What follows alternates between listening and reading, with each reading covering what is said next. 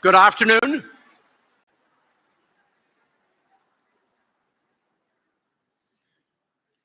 You're all very excited for some reason.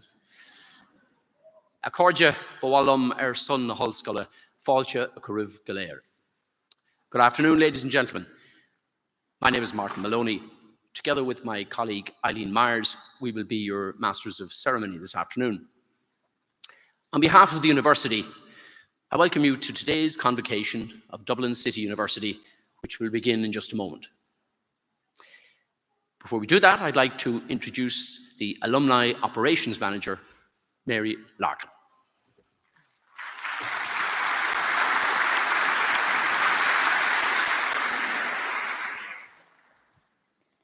Good evening to all our graduates, parents, family members and friends. Today is a special day for our graduates because some have joined the Alumni Office for the first time and others who have graduated previously are strengthening their connection with the alumni community. In each case, you will continue your lifelong journey with DCU. Your community has over 110,000 fellow graduates who will provide a support network for your life across many different career sectors located all over the world. Our promise is to provide a two-way, mutually supportive relationship with you from now through your career and into your retirement, where you can avail of many different engagement opportunities depending on your stage in life.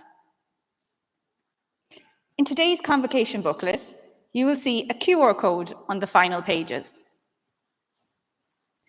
By scanning this in the coming days, you can update your details to ensure we keep you up to date with all the latest news and opportunities from DCU. Now it is time to hear from members of our global alumni community who, like you, walked across this very stage and remain connected to the university through many different volunteering opportunities. We hope that you will too. Keep in touch.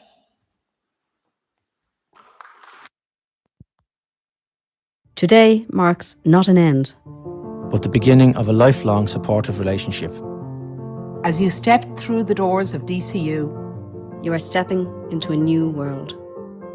A world of opportunity. A world of hope and aspiration. A world of new and exciting adventures. And it is not a journey you will be walking alone. We have shared experience. We have walked these same halls, danced on the same stage, and donned the same caps and gowns. We are innovators, industry leaders, and professionals across continents and across countless disciplines and careers. We are inventors, creators, educators, and storytellers. We provide a platform for the next generation and help to transform society at home and abroad. So, as you step across that stage today, you are stepping into a community. Your community. Led by fellow graduates. With a global network of support. A community of friends, colleagues, and supporters. Shaping the world around us. We are DCU alumni. This is your network, and now is your time to join us.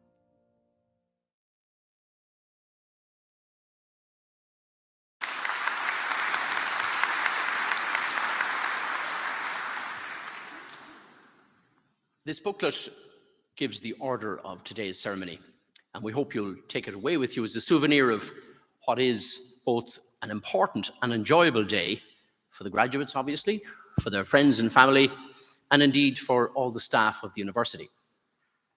Now, today we celebrate the achievement of every single graduating student, but we realize that applauding as each student is presented to the president might be a little tiring. So, could I suggest that we hold our applause until the end of each group of graduates are presented, and in the event of a very large class, we may stop during it and we'll prompt you to show your appreciation. In case of the unlikely event of an emergency evacuation of the building, could I ask you to have a look now at the nearest emergency exit to you, bearing in mind that it might be behind you.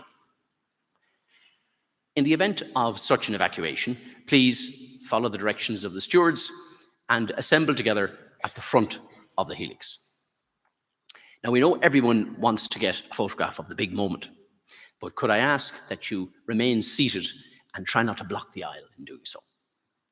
Now, if you wouldn't mind taking out your mobile phone and checking that it is on silent, and better still, that the volume is turned down. These things have a ghost-like habit of coming on. Don't do what I did a couple of years ago. It went off during the president's speech. But it's all right, he blamed the person sitting beside me. But please do check your phones. We really do hope you enjoy today's ceremony and enjoy the celebration of our graduating students. During the academic procession, which will begin in just a moment, the DCU anthem will be played, and it'll be accompanied by Irish Sign Language interpretation from DCU's Senan Dunn. So could I ask those of you who are able to do so to please rise for the academic procession.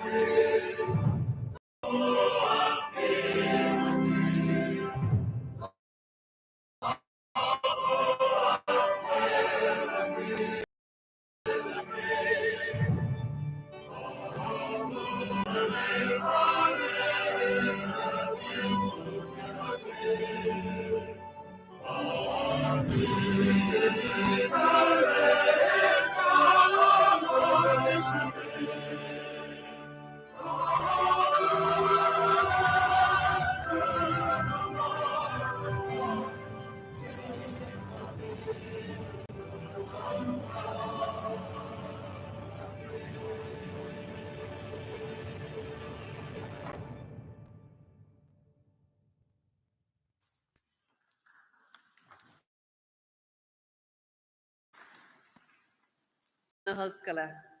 Scalori na hoscala. A céimethe is a cór de galéir. Bhil an fáilte anmhór chu roimh chu an ggó chum seo chun céimeanna agus dúisina oscail Carvala Chlia.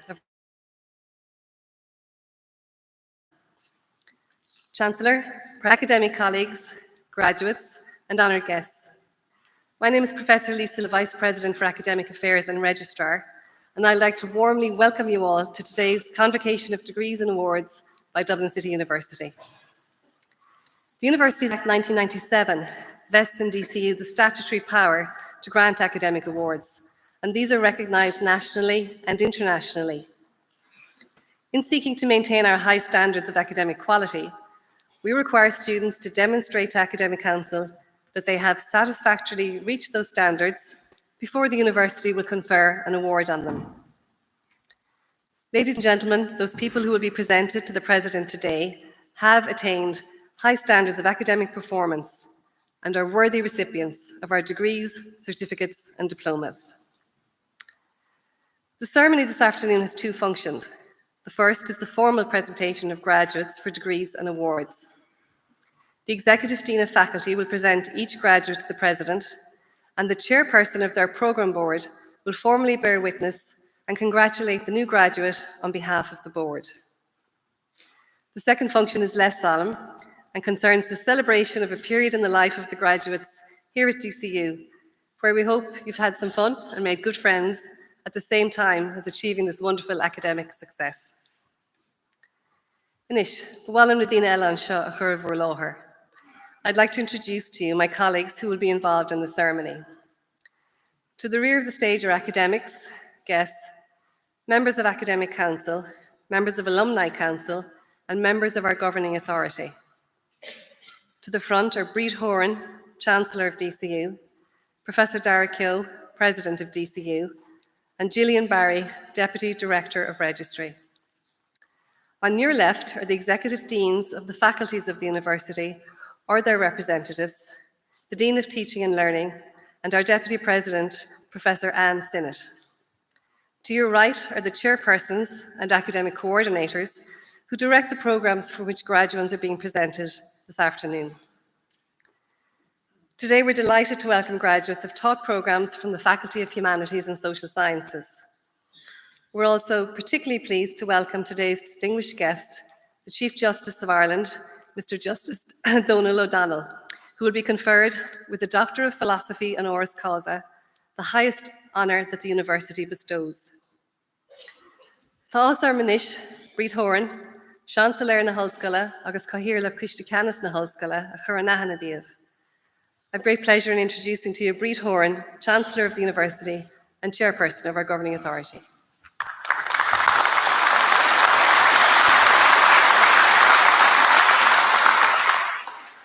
Thank you, Lisa, and good afternoon, everyone. Uachtarán na hoscala a chomhlacathe agus a cóir de galéir, thar ceann údarás ceannas oscail Cathaoirleach Lia bhhaitleam buíochas a gháilibh as bed ling don ócáid speisialta seo. Presidents, colleagues and graduates, on behalf of the university's governing authority, welcome to the Helix on this really special occasion. Obviously, I want to give a special welcome to our guest and honoree, Chief Justice Donal O'Donnell, and indeed, and I'm not sure where they're sitting, but to his wife, Mary Rose Binchy, and his daughter, Aoife, and other members of the family. And indeed, you will hear a lot more about Chief Justice O'Donnell in a few minutes, so I'm not going to say other than we are delighted to be able to honour him for his remarkable career and contribution to society.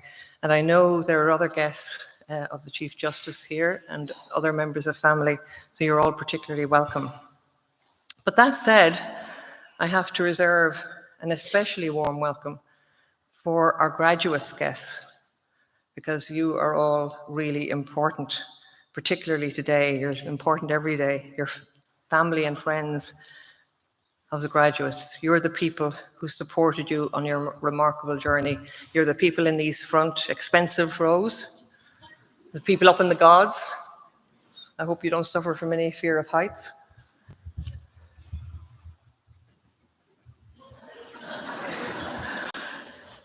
people behind me have the benefit of not having to look at my face, but they have the real benefit of actually seeing the joy on the faces of our graduates as they accept their parchment. It's a great honour for me to stand here alongside the passionate and dedicated leaders of DCU, the people that you see here on the stage, and the broader DCU community, the academics, the professional staff, and all of the staff of all grades and natures that work in the university, work tirelessly to support our students and to make their time at DCU both enriching and enjoyable. Together, they have created an innovative and inclusive learning environment where everyone has the opportunity to flourish, regardless of background or personal challenges. They have made DCU a beacon of excellence in higher education, not only in Ireland, but also on the global stage, ranking now in the top 400 of the universities worldwide by the highest accolade, the highest ranking group, that Times Higher Education. In the top 400 is a great result. I also want to mention that this month, our newest building comes into use. So you may have noticed it as you came in from Collins Avenue. Most of you will have come in that entrance. It will accommodate over 3,000 students of science, technology, engineering, and maths, and our School of Health and Human Performance. So it has a very good name at the moment, Polaris, the North Star.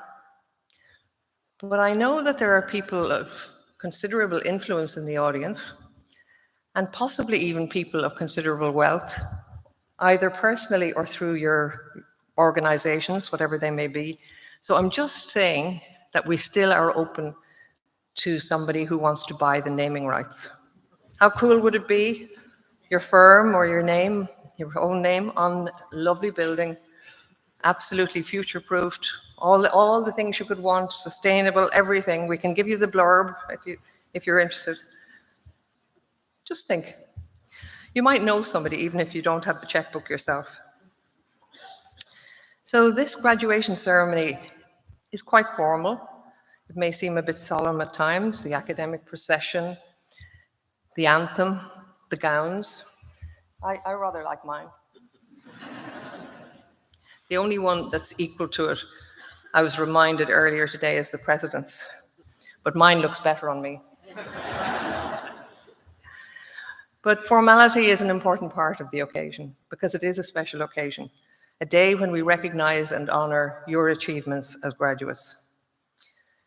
So, gathering here on this memorable day for you, I had a look to see what other memorable occasions happened around this time of the year in history, and I really was struck by the fact that this week marks the 79th anniversary of the coming into being officially of the United Nations.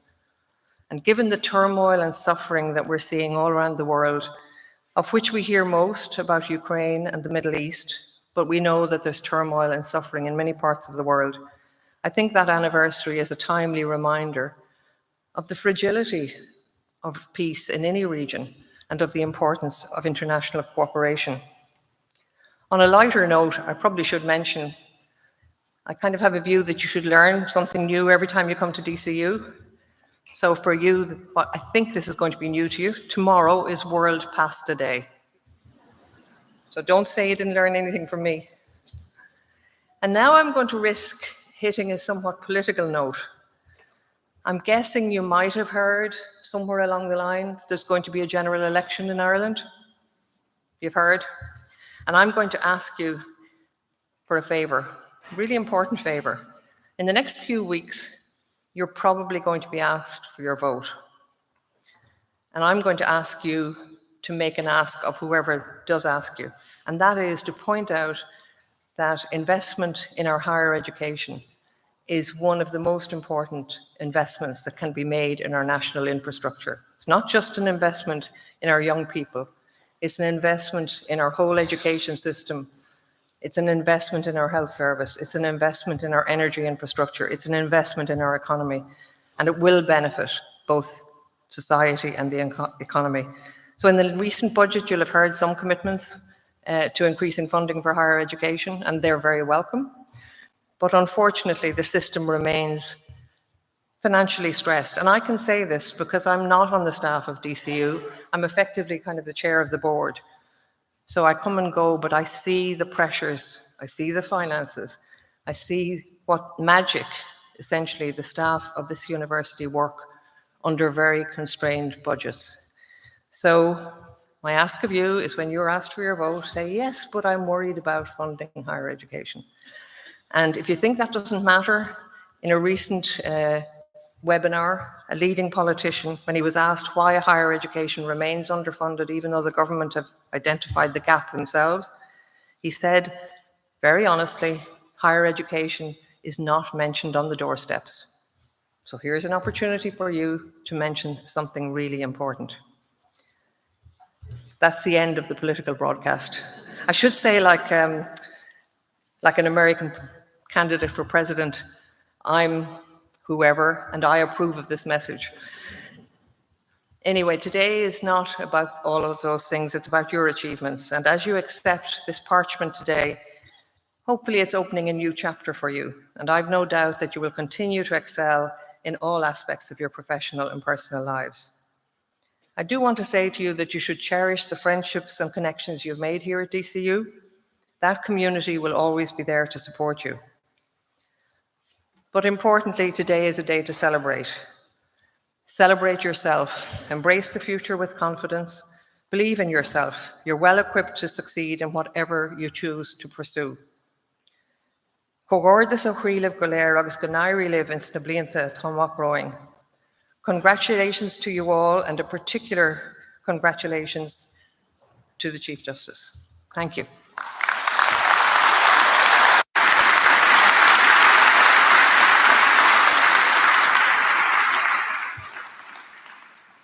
Thank you, Chancellor.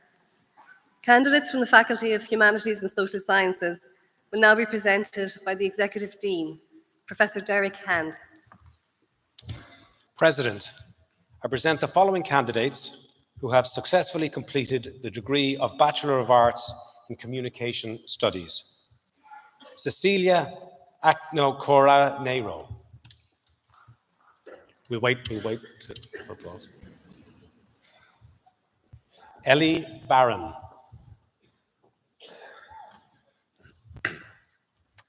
Maura Brennan.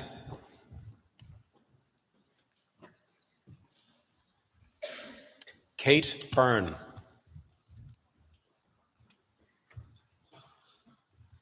Owen Byrne.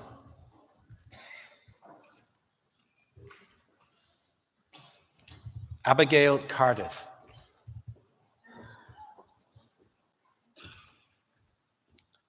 Liam Neil Clark Truabo.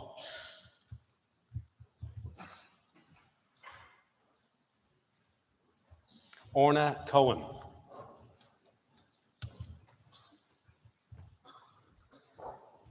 Sophie Coleman.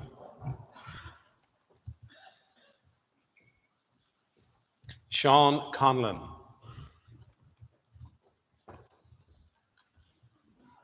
Rachel Crowley. Jack Cudahy. Nicole Cullen. Connor Daly. Ellen Donovan Hill. Ava Dunn.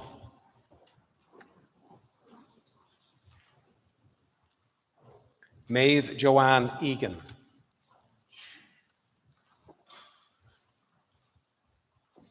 Robert Foley.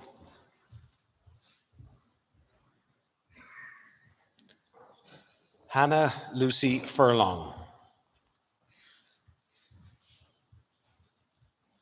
Jack Higgins.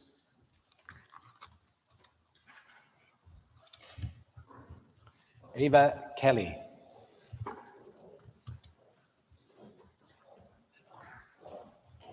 Ava Kelly.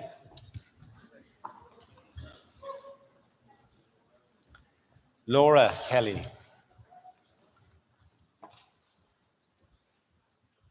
Katie Lennon.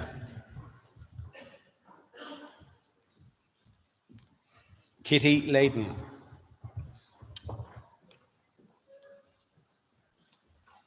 Rose Loughlin.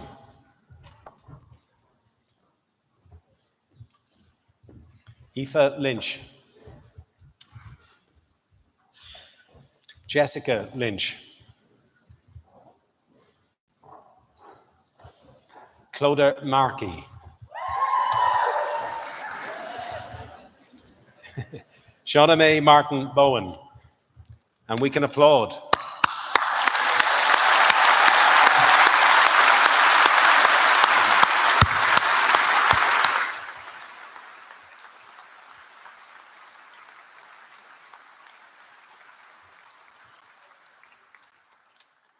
Rocio Martus Roberts.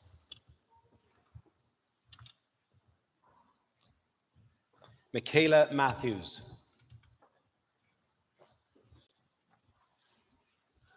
Sophie McDonough. Claire McDonnell. Donal McAvoy. Ona McGarry.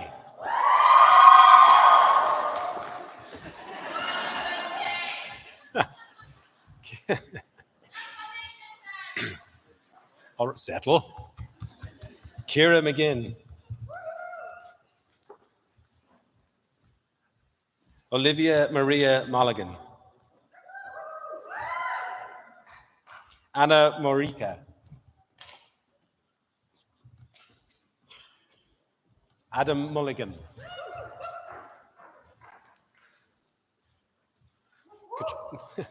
Katrina Mulvey. Killian Gregory Murphy. Elizabeth Murphy. Owen Murphy. Connor Michael Murray. Sarah Otuma. Mia O'Brien.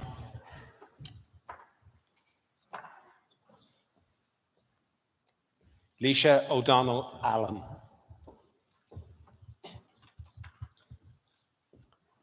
Shane O'Loughlin.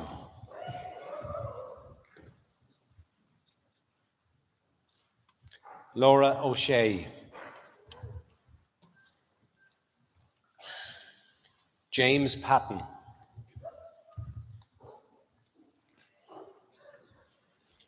Catherine Ryan. Jack Shannon Nolan. Danny Rose Shine.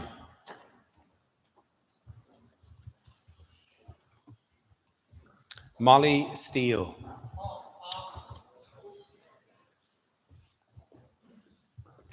Ben White.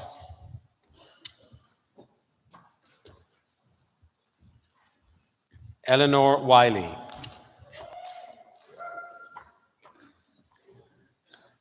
Quiva Woods. James Yeomans.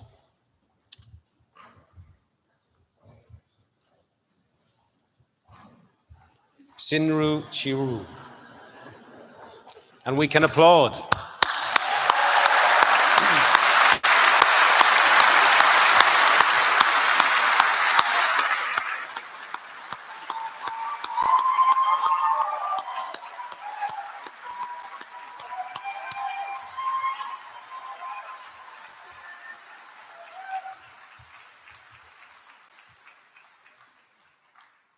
President, I present the following candidates who have successfully completed the degree of Bachelor of Arts in Economics, Politics and Law. Patrick Bracken.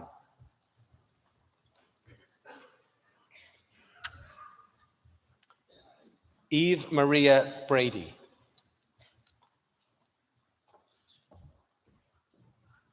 Abby Brennan.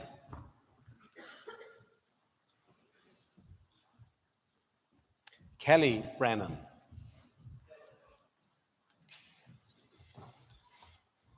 Poppy Cairns.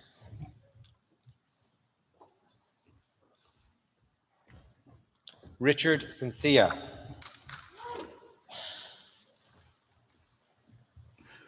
Alex Cronin.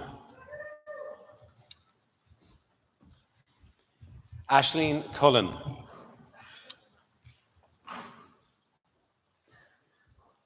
Rashid Degari.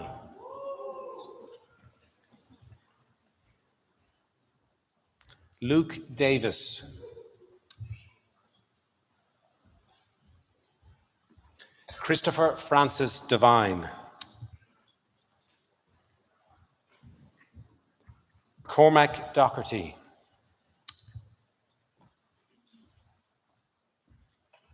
Alva Doyle.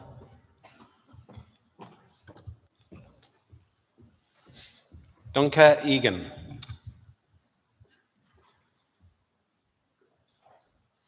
Kira Fennelly.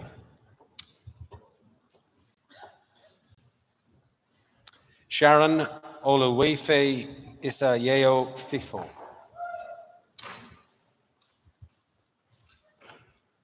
Alexander Findley. Ross Flanagan. Michael Fleming.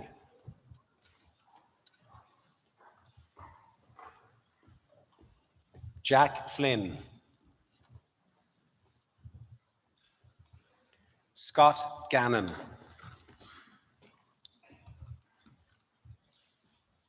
Jack Gleason.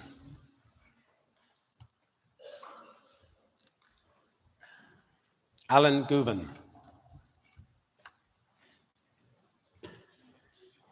Killian Hanley.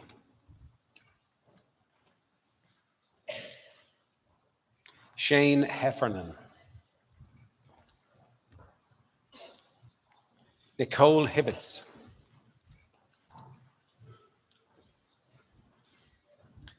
Samuel Joseph Hogan. Benjamin Jones. Jacob Kaminsky. Alan Kelly.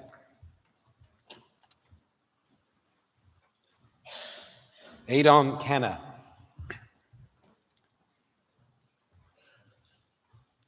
Leah Mary Kerrigan Joyce. Kieran Lonergan. Adam Long. Kira Jane McGuire.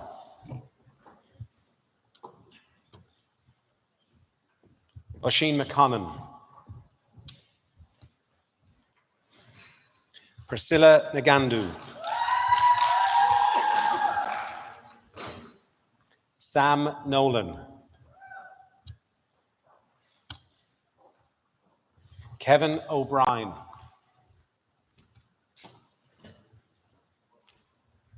Tony O'Connor.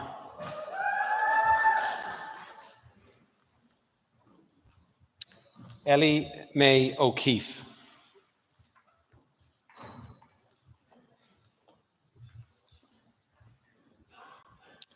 Kieran O'Toole. Sorry.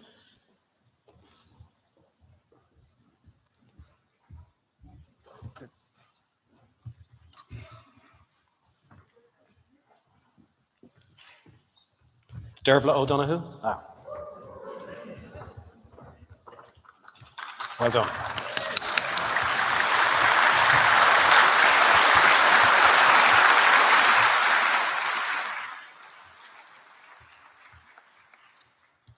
Normal service resumes now. Kieran O'Toole, no. Camille, yes. Camille Powell Palak. Quiva Rafferty.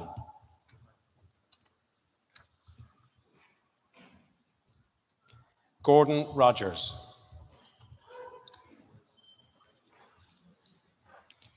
Seamus Smith.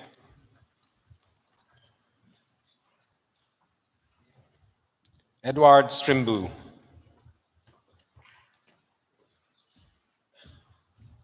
Tara Swift.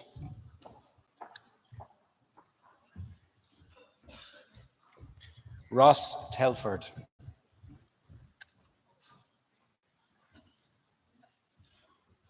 Neil Thornton.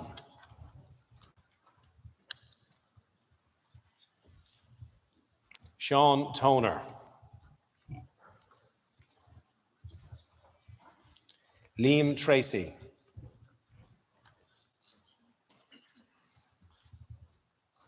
Rory Joseph Wilkinson, and we can applaud.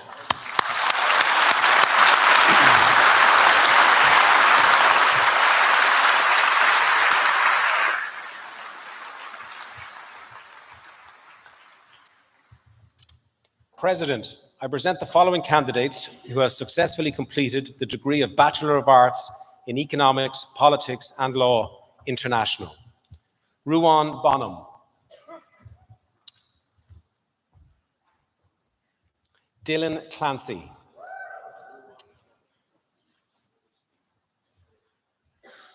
Donica Gagan.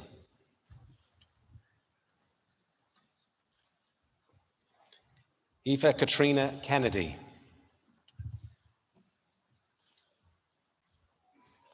Adam William Marsh Laffin. Conor McGrath.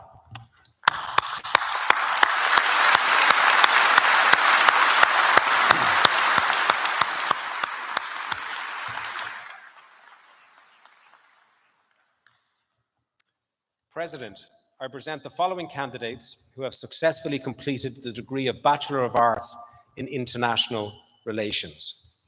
Oluwatimi Lehe Alexander Aaron C. Ola.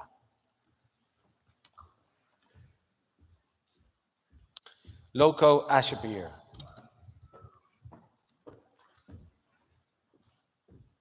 Manela Bellert.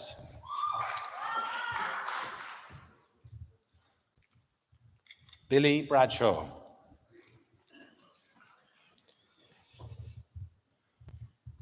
Kira Brophy.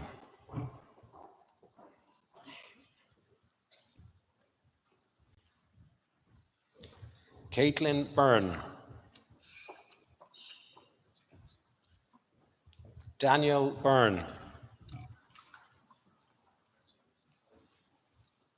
Sean Corcoran.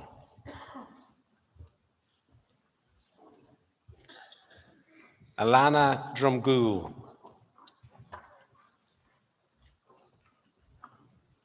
Kyle Alex Feely. Adam Paul Feerick. Letitia File Peto. Holly Hayes. Saloma Jaja Nize. Hannah Kelly.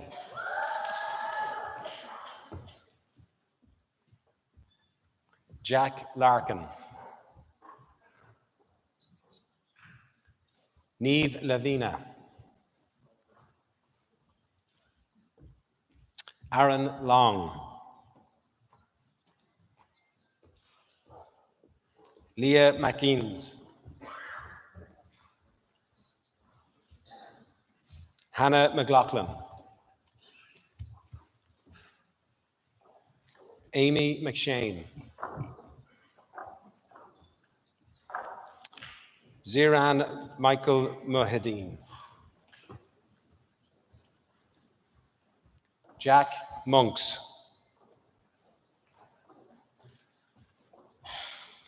Luciana Fernanda Novillo Segelin. Eva O'Callaghan.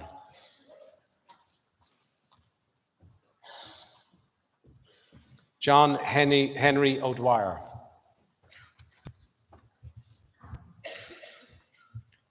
Lucy Jane O'Reilly. Grace Opose.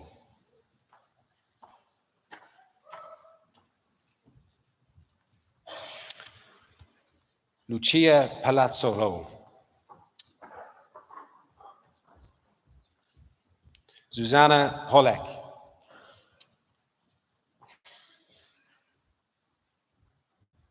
Maria Rita Hayato.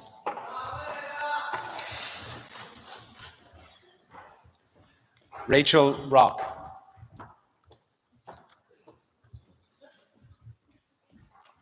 Kira Rooney. Finn Walsh.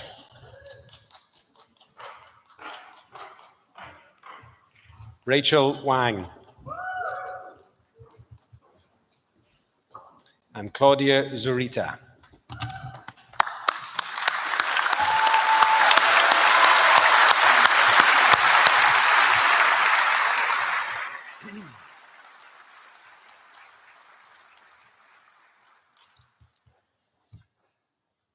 President, I present the following candidates who have successfully completed the degree of Bachelor of Arts in International Relations Exchange. Kimberly Abejade.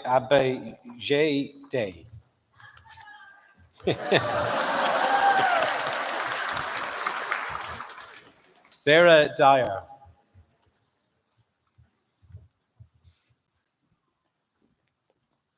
Owen Finnan.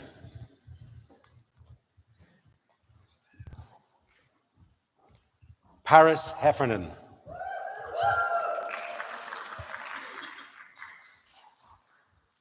Jesse Kinsey.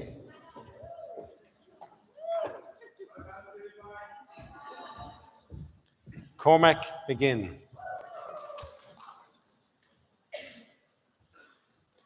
Sirlat Mercer.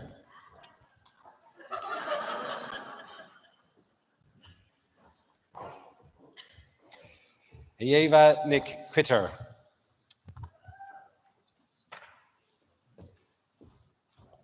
And Ella Rowe.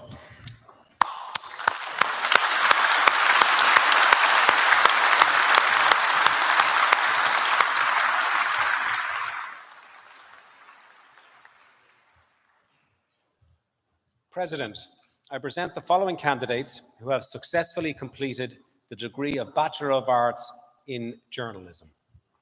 Karina Maeve Batt. Killian Boggin.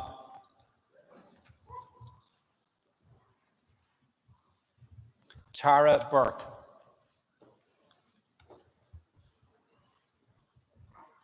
Kevin Brannigan. Matthew Brennan. Ava Casey.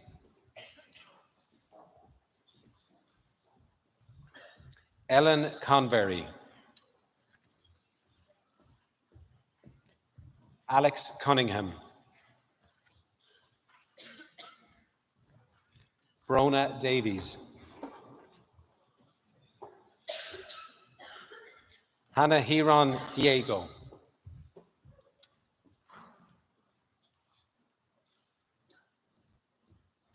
Niall Devlin.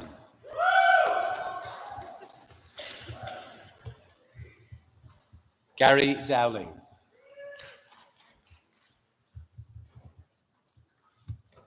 Finn Duffy.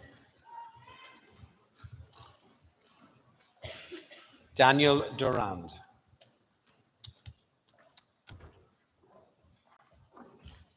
Cian Etherington. Harry Finnegan.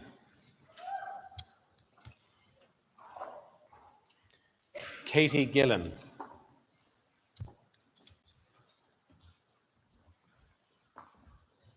Lauren Gray.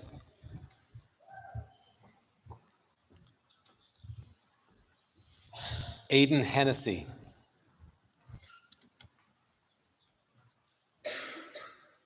Emma Hickey.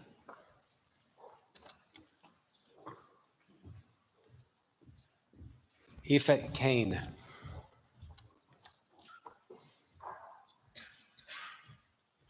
Rachel Kavanagh.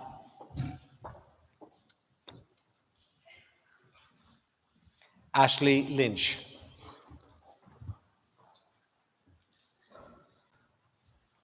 Paulina Matachin Skyty.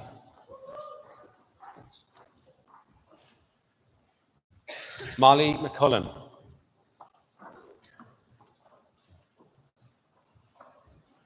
Theobald MacDonald. Sorka Rose McGrotty.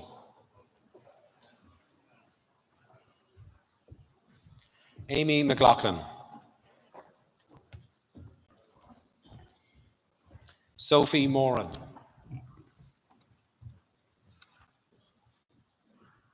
Megan O'Halloran. Connor O'Neill. Heather O'Sullivan.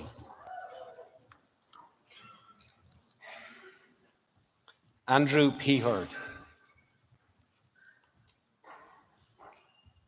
Niamh Ryan.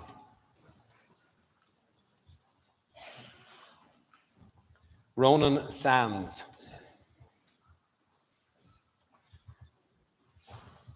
Jamie Smith. Anna Sparling. And Lauren Walsh.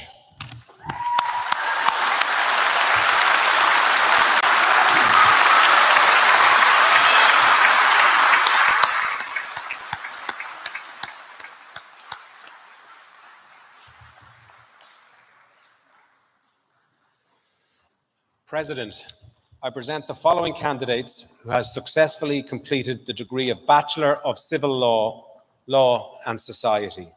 Shanze Batul Abbas.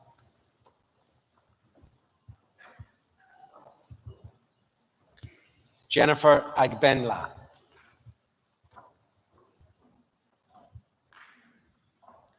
Robin Agnew.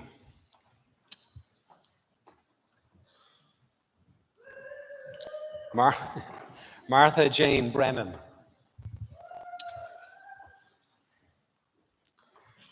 Aoife Brattain. Anna Brodigan. Naomi Bronstein.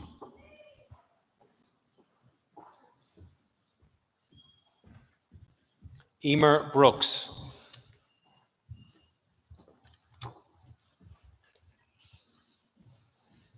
Cormac Burke.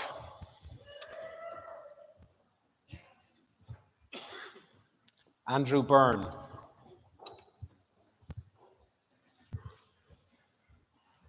Dara John Byrne.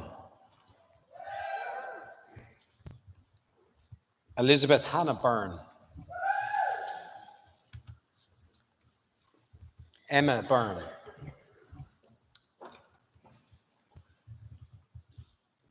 Sophie Carr.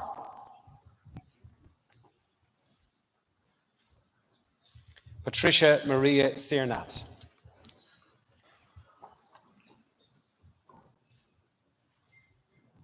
John Cleary. Tara Collins.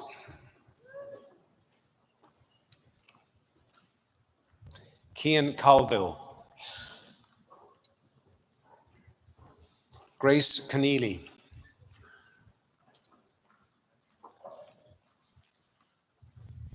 Zara Crinian.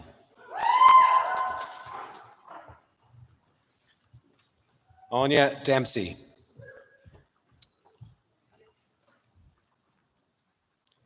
Emily Denner.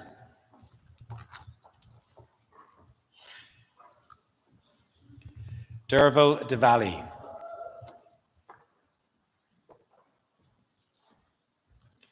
Joella Nyozana Glamini. Fintan Donnellan.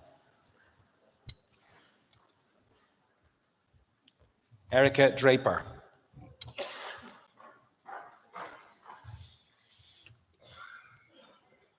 Christina Drawn. Aisling Duncan. Faye Dunn. Quiva Egan. Ethan Fagan. Jack Fagan.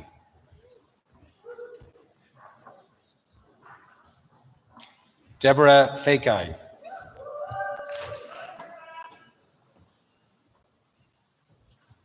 Louise Catherine Fleming. Jane Flynn. Judith Frank.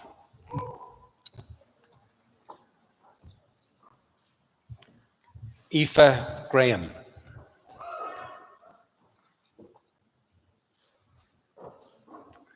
Evie Keziah Green Wadhams. Christian Gearens. John Halpenny.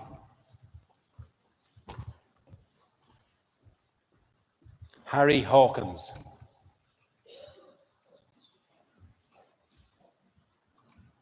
Sarah Hennessy. Drew Higgins. Grace Houghton McGoldrick. And we can applaud.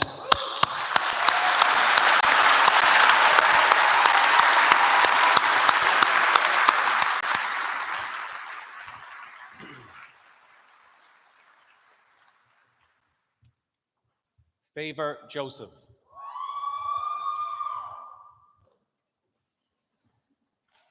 Ava Kane. Tara Kelly.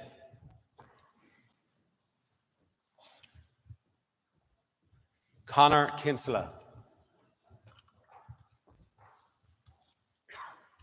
Ben Lacey. Jody Levy.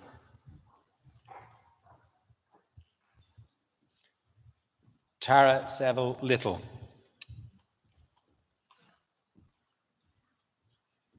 Anastasia Lines.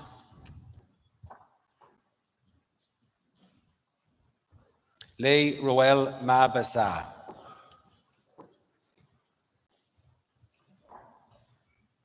Lenore Masri.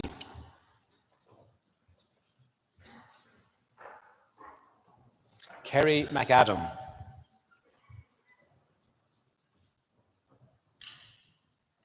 Ian McAweeney.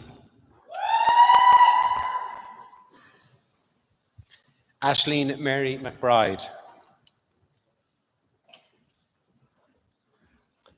Enya McBride.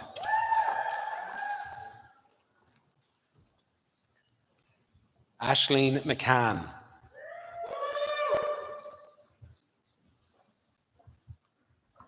Aoife McCormick.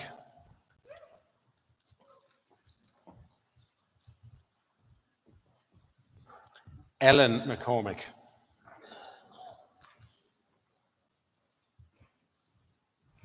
Evan McCormick.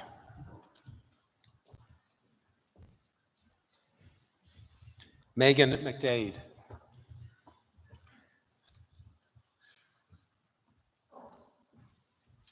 Sarah McDermott. Niamh McGowan.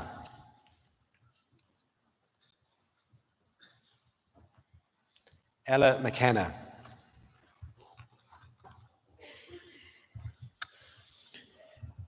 Emily McKeown. Amy McMahon.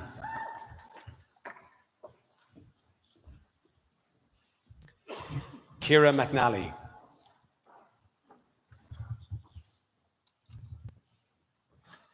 Julia Melnichuk.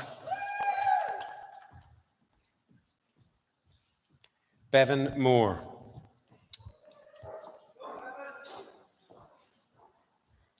Cian Morgan.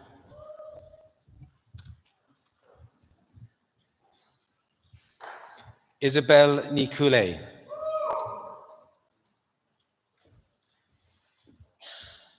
Jenny O'Brien.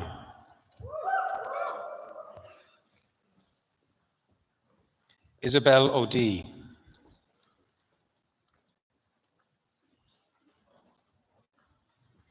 Darren O'Duncache.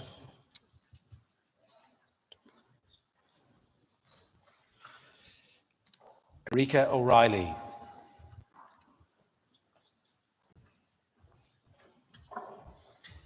Aditi Pandi.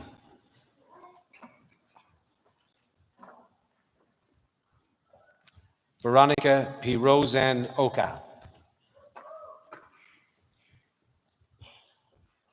Imogen Raleigh.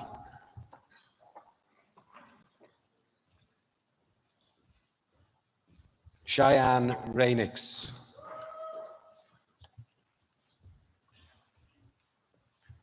James Cesar Rivas.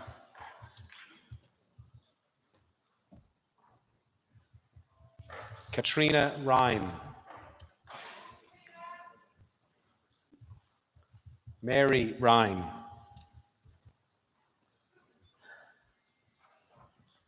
Elisa Shan Augustin. Ivan Savage.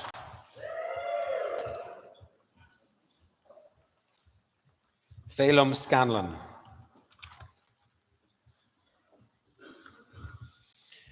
Caitlin Scanlon.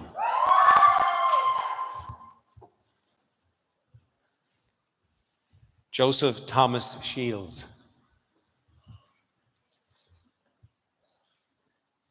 Camila Solo Jova.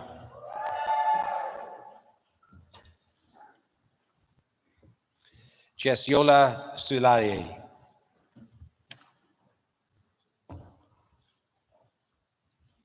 Akhtaz Saida.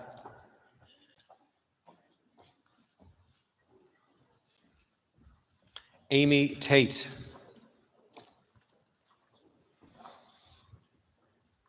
Jade Woods.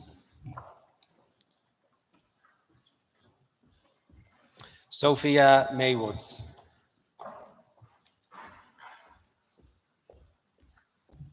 Mikhail Zarowski.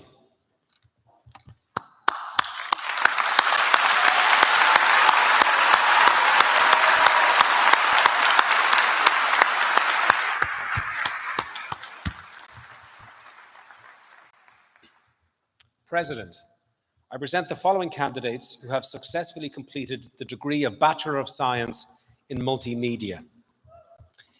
Annalise Emily Adamash. Hugh Barrett. Niamh Bradfield.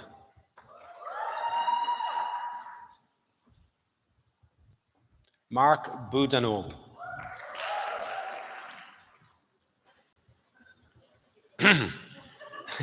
Olivia Grace Carroll.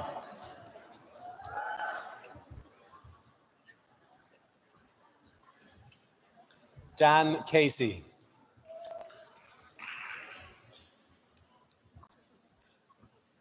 Cian Clifford.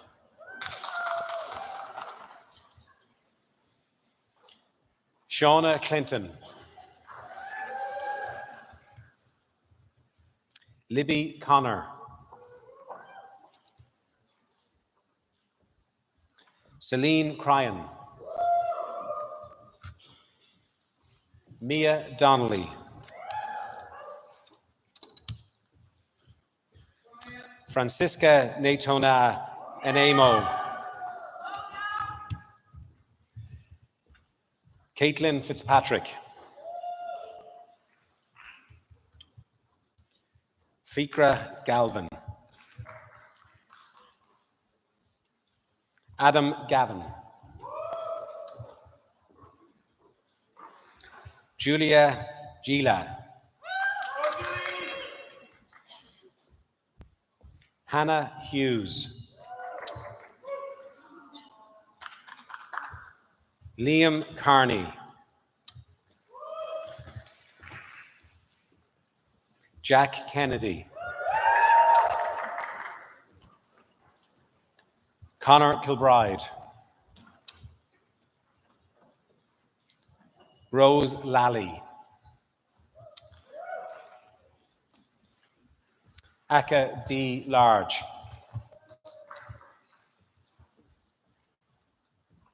Niamh Leahy.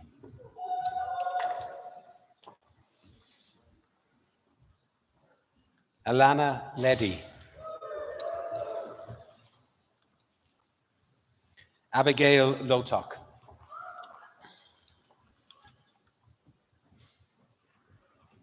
Ciara Loker Clark. Sophie Lowney.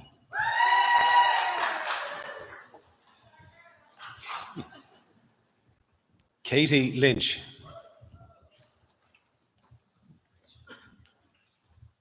Lorcan McCarthy.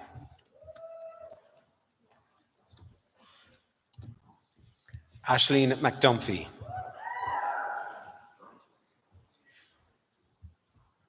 Kelly McGuinn. Hannah McHugh. James Monaghan. Aisling Murphy. Kiet Nyo.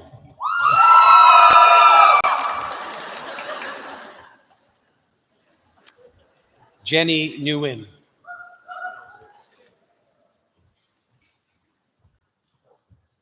Damien Nowagwaski. Cian O'Connor.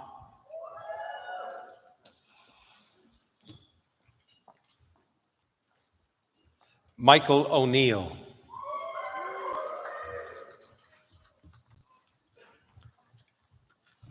Carl Ormsby.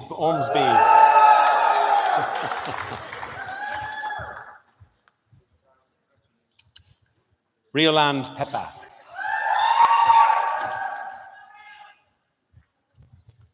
Alana Prinyavoratz. Wesley Quinn.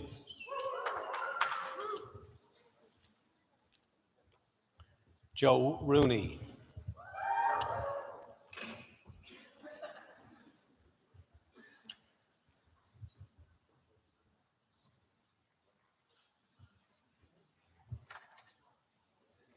Oscar Rutwaski.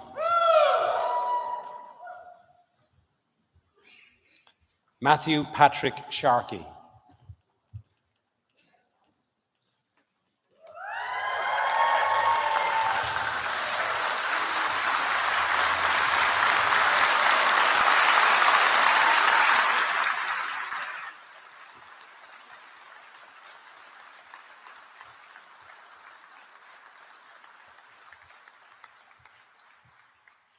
Kieran Smith. Benjamin Smith. And Anna Victory.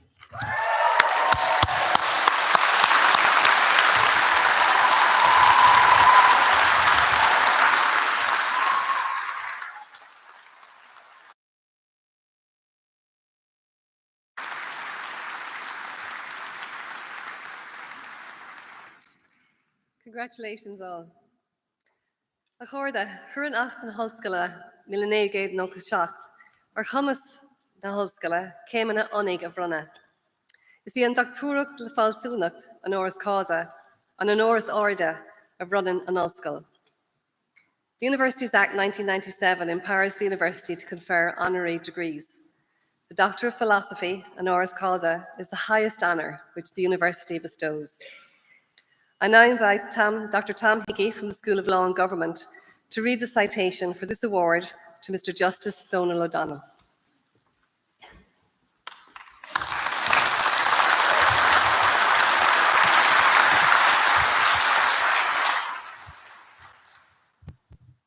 In 2021, Elijah Burke went to the Supreme Court.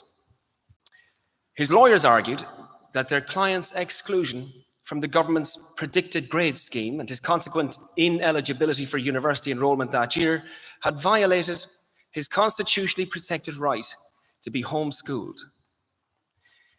The scheme had been established on foot of the pandemic, which had made it all but impossible to run that year's Leaving Cert, but the minister had failed to provide for any workaround for students who had been homeschooled and thus taught by a teacher who would have a conflict of interest in respect of their students' grades. This Burke case barely registered on the public consciousness, but it happened to hinge upon some of the most foundational questions of Irish constitutional law, ones that had not been cogently or comprehensively answered in the century of constitutional adjudication up to that point. Can judges interfere in the exercise by a government minister of the executive power of the state? If so, what might be the constitutionally envisaged threshold for such intervention? Should judges be highly deferential to government, as the earlier case law appeared to indicate? Or might that higher deference be due in some contexts, but not in others? In cases, for example, where government is conducting foreign policy and where individual rights are not engaged, but not in cases where government is conducting education policy and where individual rights are engaged. Elijah Burke won in the Supreme Court, but that is not why his case is a landmark. It is a landmark because Mr. Justice Donal O'Donnell, this son of Belfast, this one-time hulking midfielder for St. Mary's Christian Brothers Grammar School, this lawyer's lawyer who was appointed directly from practice to the highest court in the land, delivered yet another subtle masterclass in constitutional analysis and adjudication. This is not the time or the place for a deep exploration of what Judge O'Donnell said in that judgment, nor is it the time to explore what he said about how judges might approach the assessment of what does or does not count as judicial power in his judgment in Thomas Zalewski, or about whether and if so when non-citizens can rely on rights expressly afforded by the Constitution to the citizen in his judgment in NHV and the Minister for Justice. But I can say some things about these judgments and about the dozens of others like them that Donal O'Donnell has handed down over the course of his nearly 15 years now serving on the Irish Supreme Court. I can say that they are a veritable treasure trove for constitutional lawyers around the world, and indeed for lawyers generally, that they offer a glimpse into what our craft can be, that is, when it is at its best, and into what our powers of reasoning, of legal reasoning, can be and can help realize when they are rigorously, forensically, and conscientiously put to work.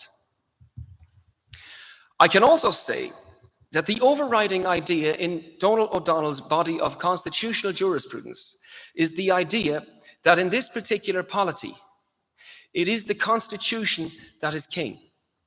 And perhaps more to the point, that actually means something for lawyers and for judges in cases of this kind. It means that they are to argue them and to adjudicate upon them, not on the basis of any hunch or trend in the international jurisprudence, or even on the basis of their own considered sense as to what might be the most prudent or the most wise or even the most just outcome in the case at hand. But rather, as Judge O'Donnell put it in his judgment in Elijah Burke, that they are to be argued and adjudicated upon on the basis of what the Constitution says and what it does not say, and the institutional structure and political order that it establishes and envisages. That is perhaps an easy to proclaim judicial philosophy, and it may seem, especially to a non-legal audience, almost like a truism. But I put it to you that the trend in much of the global constitutional jurisprudence over the past several decades has actually been in the opposite direction. It has been in the direction of outcome-based or result-oriented adjudication. That is, adjudication that is driven fundamentally not by the text and terms of the binding and authoritative Constitution, but instead by the conception of moral political justice that the individual judge happens to hold. Judge O'Donnell's is a process-based and legitimacy-oriented judicial philosophy. It is a philosophy informed by those lawyerly virtues once practiced by his own father, Turlough, as Lord Justice of Appeal in Northern Ireland. Virtues such as attention to legal and factual detail, fidelity to legal and constitutional text, and institutional, as well as personal intellectual humility, manifested, for example, by an aversion to the use of moral rhetoric and of broad-based moral reasoning in judgments handed down by courts of law. I think we might take it for granted, or tend to take it for granted, in this country. But Ireland appears to be bucking the international constitutional trend these days in at least one important respect. The authority of our superior courts, including their authority to invalidate legislation on the ground that it breaches constitutionally protected rights, does not appear to be under any serious threat here, or to be the subject of any sustained popular or populist challenge. That is a good thing, I think, and it speaks to the standing, for the time being, of the rule of law and of democratic constitutionalism in the public political culture. But as citizens of a republic, we might consider, even just for a moment, why it might be so. Prominent among the reasons I venture is the resistance by our judges of the temptation to take up that outcome-based, result-oriented approach, and the embrace instead of forms of adjudication rooted in the text and structure of our written constitution.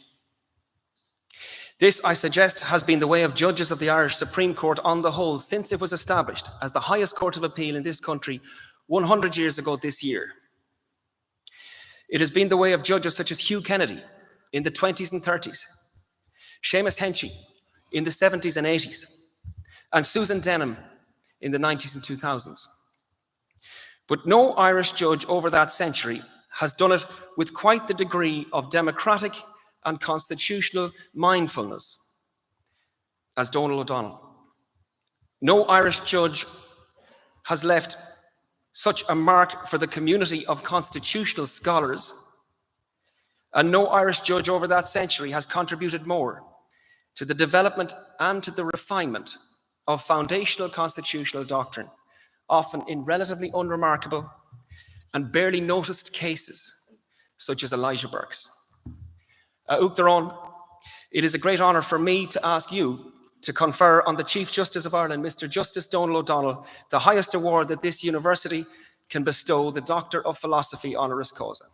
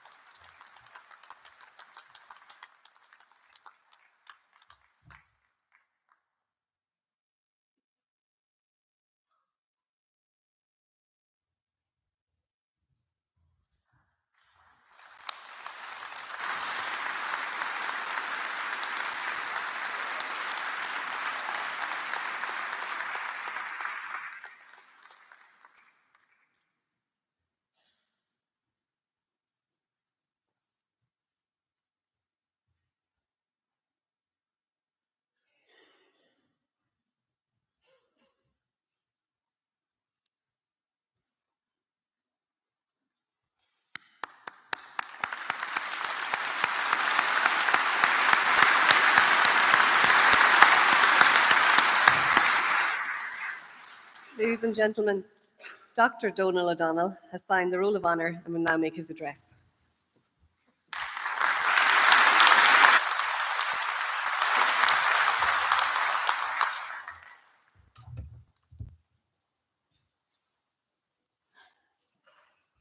Chancellor Horan, President Keogh, Dr. Hickey, members of the academic convocation, graduands and now graduates, families and friends.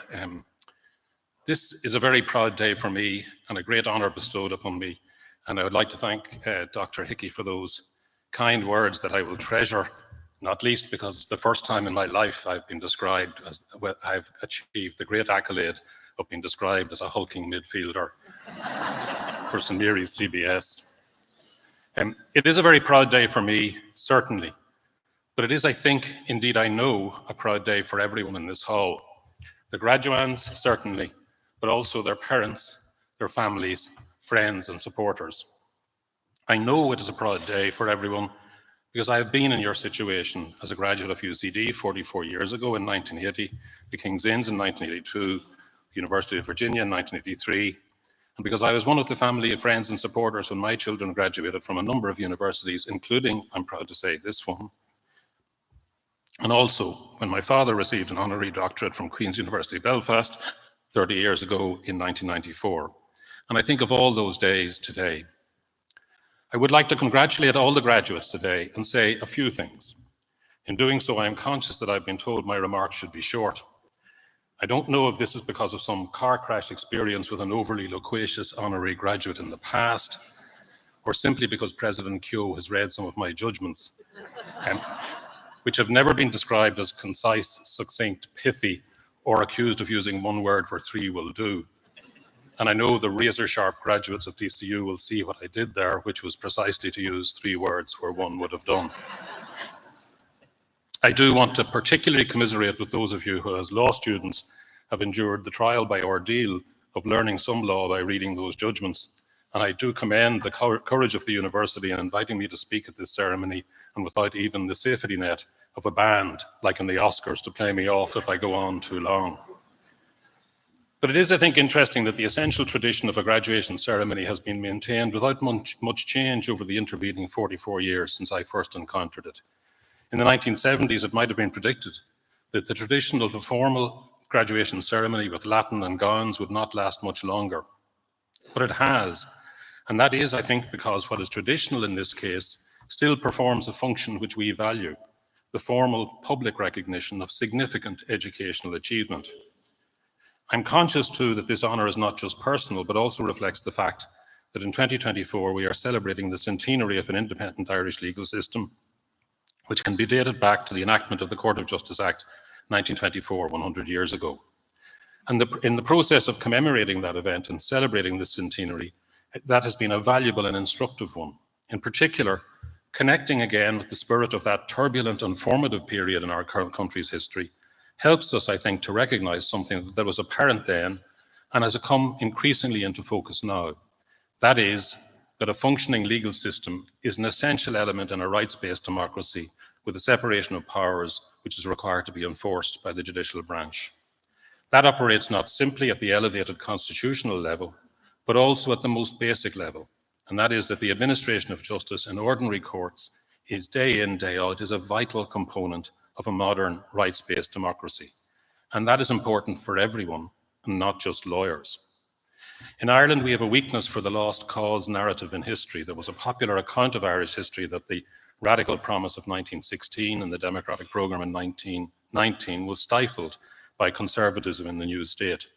And in the legal field, the Civil War divide meant that part of that dispute was reflected in a contention that the legal system was really no more than a continuation of the system imposed upon us by our colonisers, and that we had lost the chance of a revolutionary wind that shakes the barley style court system, mixing revolutionary present with our ancient Brehon past.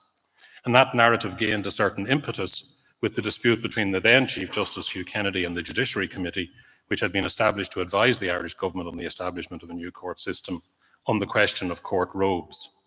Hugh Kennedy was a skilled phrasemaker, and when he complained about what he described as a retention of the badge of servitude, it gained a certain currency.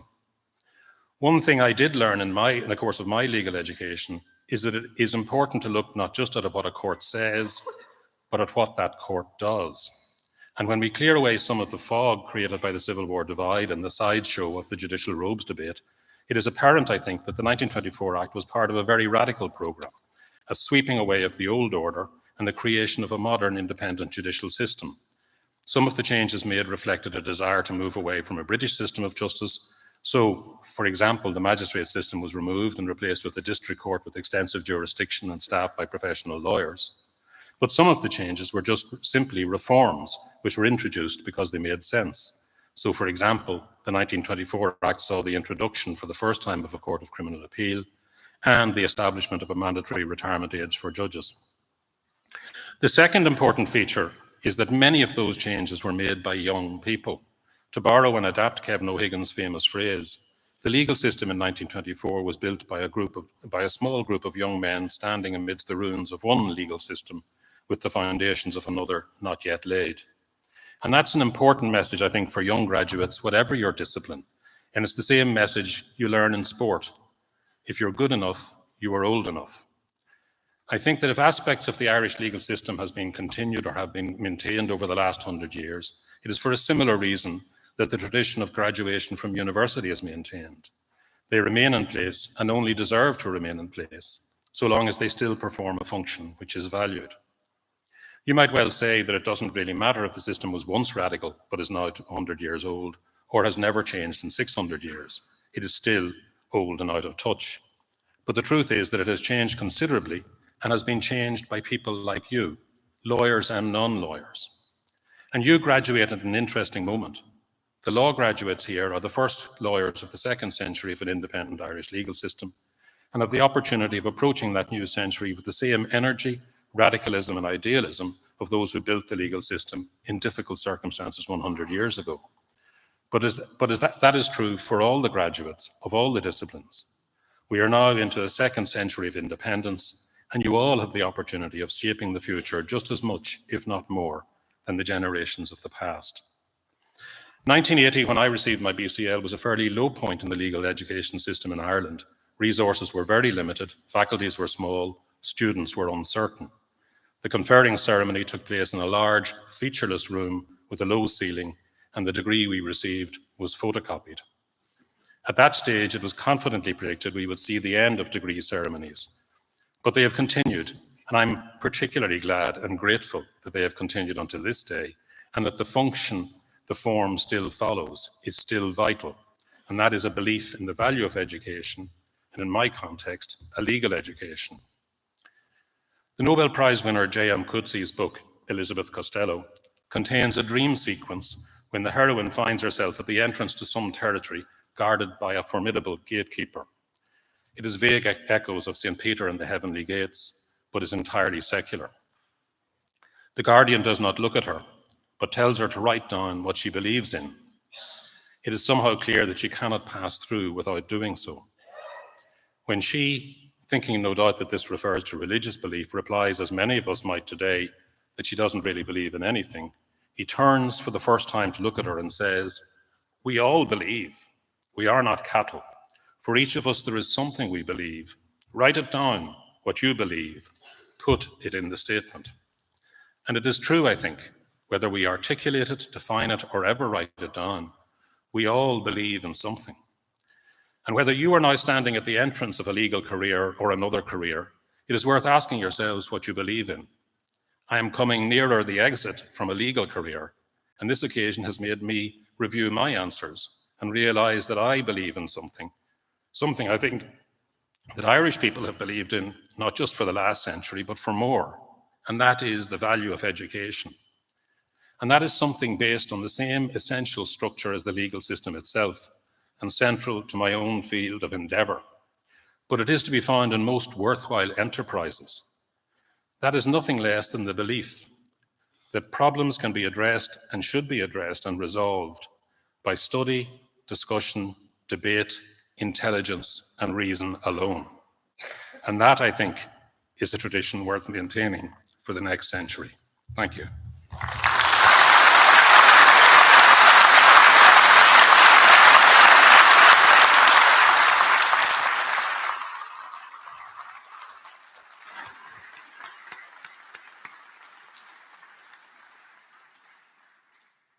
Anish Turig Uchtran Ulskul Carvala Clia and Tullav Dara Kyo Aishk. The President of Dublin City University, Professor Dara Kyo, will now make his address. Thank you very much, Lisa. And again, just to re-echo the congratulations to the Chief Justice and to all our graduates this afternoon. The Chief Justice spoke about the level of excitement, and certainly we could feel that when Kimberly's mother roared from the gods, and when Una came through. Una works here in the Helix, and all her colleagues shouted out congratulations to her. There were lots of warm kind of chirps. Our kind of Nigerian friends are the best for encouragement of their people.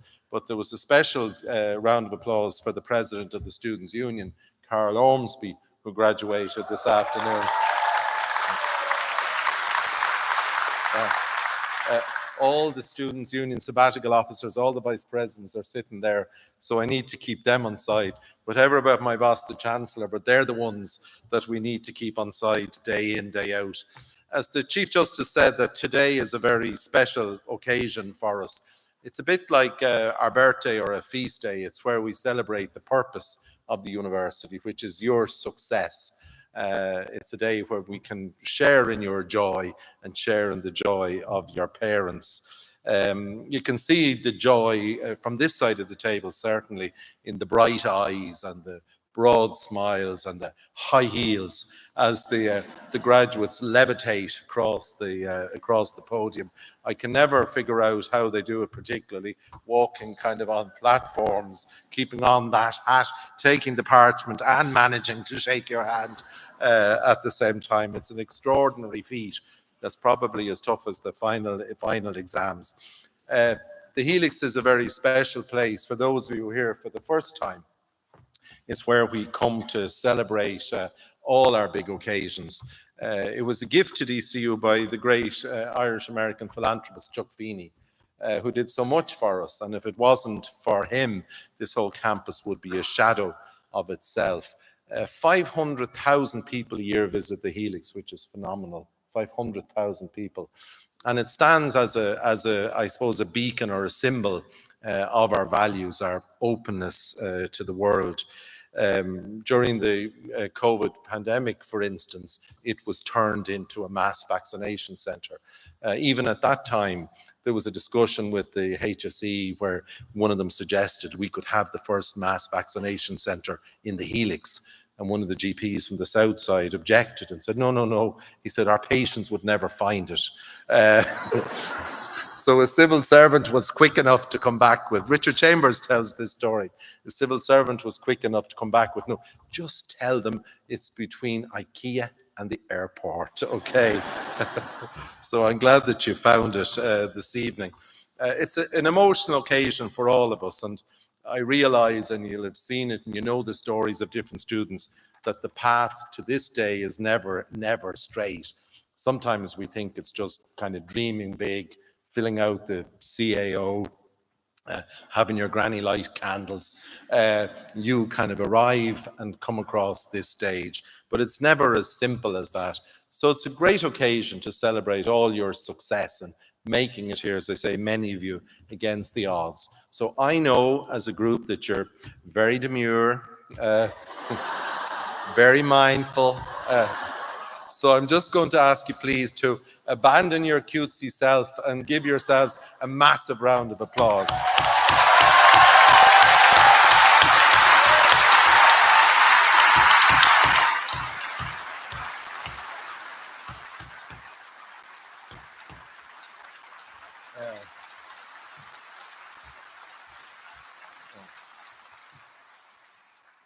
Very self-satisfied. But you're not, because I know that you know as well as I do that you wouldn't have made it here today without your supporters, without your backroom team. And I'm thinking of your parents, your guardians, your partners, your family, the friends, the people who backed you up, the people who listened to you, the people who loved you, the people who revoluted you. The people who got you here today. So give them a massive round of applause as well.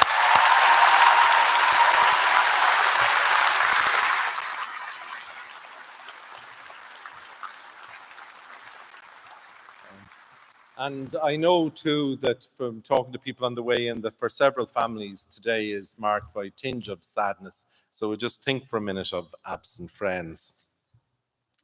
I'd also like, again, on your behalf, it gives me an opportunity to boast on behalf of our staff, the academics here behind us, and professional staff and support staff all across the university who dedicated themselves to your success. So I'd ask you again to give them a big round of applause.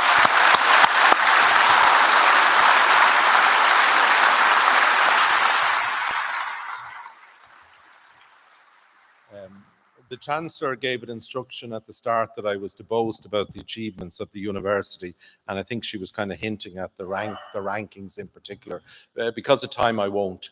I'm just asking you, when you go home, just Google which was the only university to go up in the Times Higher rankings this year.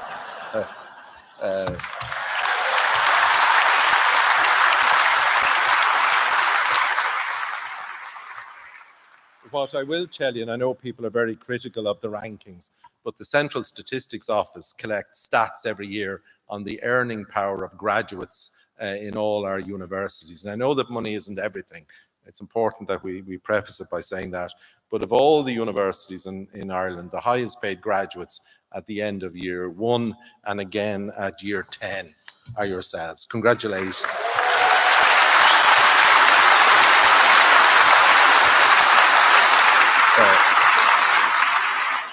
And I say that for 2 reasons or 3 reasons. First of all, to congratulate yourselves. Secondly, I'm assuming that means you'll pick up the tab for your parents tonight. And the third part is just warning you, don't wreck that for us, okay? Don't wreck that stat. The Chief spoke as well about the values and what do you believe in? What do any of us believe in? And I think that that's important. And for us as a university, all that stuff about kind of rankings, achievements, earning power, that really counts for very little. Our greatest pride is in yourselves, in our graduates. And our mission is to transform lives and societies. And we do that not just here in the lecture halls or the libraries or the labs or the playing fields or the new bar or whatever. We do it really by stealth almost through the graduates that go out and deliver that mission of ours to transform lives and societies outside. And at the end of the day, what matters in life is not your CV. It's not about how you describe yourself on your LinkedIn profile or about your resume. What matters at the end of the day is your reputation, what people say about you, your character, the kind of person you are, and as the Chief Justice said about your values. It's those things that will set you apart.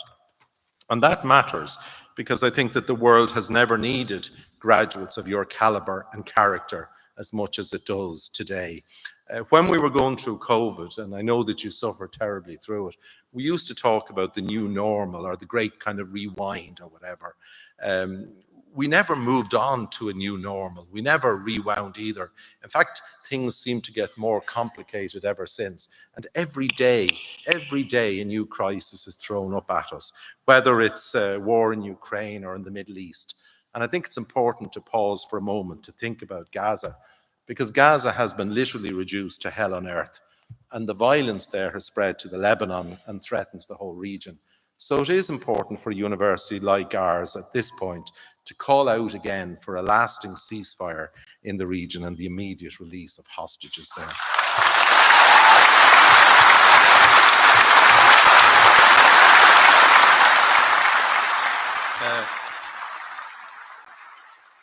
And neither can we hide from the challenge of climate change, that the world has literally been reduced to a tinderbox with appalling consequences. Famine is widespread. Remember tonight, 10% of the world's population will go to bed hungry, 10%. And as a consequence, families are forced, millions of people, to flee from their homelands in search of security and basic sustenance. And across the developed world as well, the so-called developed world, societies are becoming increasingly polarized by a corrosive political discourse, a horrible discourse which not only sets up divisions but celebrates them. and not only celebrates them, but demonizes people who are different from us in every regard. And we do indignation big in Ireland, but Ireland cannot be smug in this regard, because our island of saints and scholars is not immune from this. And we've seen a very significant erosion of social cohesion in the past 12 months here in Ireland. Professor Hickey hinted to or alluded to the rule of law crisis too across the world in the Chief Justice's citation. It is important too that we mark the centenary of the courts and celebrate the Chief's judgments. Bookings have told us, for instance, that since 2016, the rule of law has fallen in 78% of the countries studied, 78%. Now, all of this sounds kind of depressing. I'm not meant to depress you. And as a historian, and I think, by the way, the Chief Justice would have made a great historian if he'd been ambitious. But as a historian, I'm always struck by that sense in which generations think that we're exceptional, you know. Even the way in the pandemic, they spoke about it as unprecedented. Had they never heard of the Black Death, for instance? Do you know what I mean? There's nothing new under the sun in some ways. And every age and every century faces their own challenges, whether it's the collapse of the Roman Empire, whether it's invasions, whether it's famine, or whether it's revolution, or even, say, the Luddites trying to hold back technological innovation.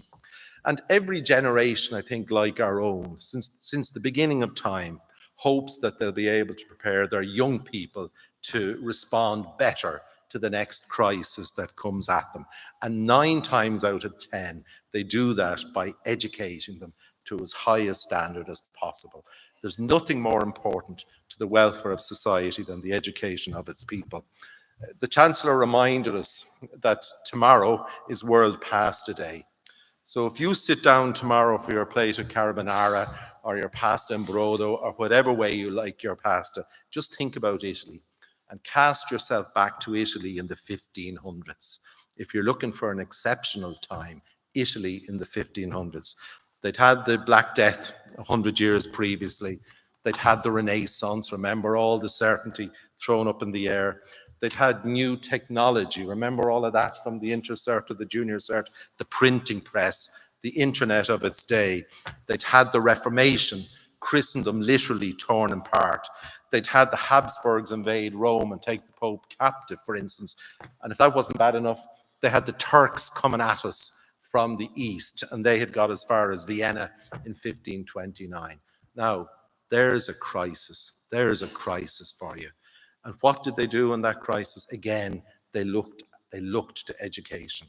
And the most ambitious cities in Italy looked to the new orders like the Jesuits to come in and set up schools to protect them from the future. It's almost like inviting the IDA to come into your town. We'll set up a college, we'll develop ourselves for the future. And in that context, one of the Spanish Jesuits, a philosopher, a guy called Benedict Pereira, started to write about, okay, we'll set up colleges, but what type of kids do we want to produce? Like, what will be the attributes of the students from our classes? And it's interesting, I'm talking about the 1560s now, it's interesting what they came up with. What did he say? He said that they would have wit, which I suppose we'd call cop. They'd have acumen, they'd have speed, they'd have nimbleness, they'd have resilience, and they'd have judgment. Like, extraordinary that they were the attributes that had been singled out 500 years ago. And I bet you that if you were in a panel in Accenture this morning or at the World Economic Forum in Davos, and people said, how do we prepare our future against AI and all that's coming at it? You'd find that some of the experts on the panel would say, oh, wit, acumen, speed, nimbleness, resilience, and judgment. And all of that is a lesson to us that really what matters are the attributes that we hope that you have learned as students of humanities here in Dublin City University. Those are the personal attributes that will carry you through and make a difference. And we hope always hope that our graduates will have that character and that they will be rounded and grounded. They will be self-aware, self-starters, and devoid of entitlement. That's what we hope for. And it's interesting that President McAlee sent her apologies for today's graduation for the Chief Justice. And in the note she sent, she said to me, "He is thought to be the most outstanding Chief Justice ever in terms of his legal acumen and his vast intellectual capacity." And she qualifies that by saying, "But what's outstanding is his sheer groundedness as a person." Again, rounded and grounded. And she continued to say, "The Donald's written judgments and lectures are models of awesome lucidity. But," she says, "he does not do jargon." And that's what we want to see. Graduates who are rounded and grounded, self-aware and self-starters, people like yourselves. And that's not just about your resume, your CV, your LinkedIn profile. It's about the reputation. And as the Chief Justice said, your ability to change the world around you, to build a world not as it was. It's not about making the world great again. It's about creating a new world, a world as it should be and as it could be. But that can only happen with the effort and labours of people like yourselves. So congratulations and well done.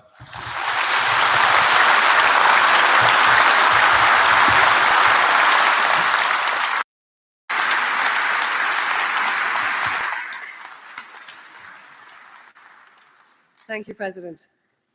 Ladies and gentlemen, we're now coming to the end of the ceremony, which we hope has been both memorable and enjoyable. The formal proceedings will close with the academic procession. And when this begins, I would ask those who can to stand and remain standing until it is left. Sin deire le seaamlas chugairm na hOllscoile seo. Tá míad an buíochtaobh os ucht fuair bheithe láthair libh. The convocation of the university is hereby concluded. Thank you so much for being with us, and I hope you will all now join academics and graduates for refreshments and really enjoy the rest of this very special day.